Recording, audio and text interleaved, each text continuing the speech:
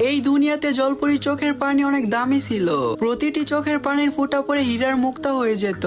আর এই একটি হীরার মুক্তা 50 কোটি টাকা বিক্রি করা যাবে। আর এগুলো দিয়ে আরো অনেকগুলো মায়াবী মুক্তা বানানো সম্ভব। আর মানুষ এটা যে কোনো মূল্যে পেতে চায়। একটি লোক তার আসল মেয়েকেই নদীতে ফেলে দেয়, তাকে বড়শির মতো বানিয়ে জলপরীকে ডাকার জন্যে। হঠাৎ মাছের মাঝখান থেকে বড় একটি জলপরী আসে। ওই জলপরী মেয়েটির কাছে এসে সুন্দর করে হাসি দেয়। তার মেয়েটিকে অনেক পছন্দ হয়। তার হাত মেয়েটির হাতে জুড়িয়ে দেয়। আসলে এটা জলপরীদের বন্ধুত্ব করার নিয়ম। কিন্তু হঠাৎ মেয়েটির শ্বাস শেষ হয়ে যায় আর সে ডুবে যাচ্ছিল। তখন জলপরী তার হাত ধরে পানির উপরে নিয়ে যায়। ওই লোকটির সাথে সাথে তার মেয়েকে নৌকাতে উঠিয়ে নেয়। যখন জলপরী দেখতে পায় মেয়েটি জীবিত তখন অনেক খুশি হয়। কিন্তু তখনই লোকটি তার মেয়ের গলায় জোরে চিপ দিয়ে ধরে। তার উদ্দেশ্য ছিল জলপরী কান্না করলে যেন অনেক বেশি হীরার মুক্তা নিতে পারে। যখন দেখতে পায় মেয়েটি মারা যাচ্ছে তখন সে মন খারাপ করে কান্না করে দেয়। যখন তার কান্না পানিতে পড়ে তখন এটি দামি মুক্তা হয়ে যায়। কিন্তু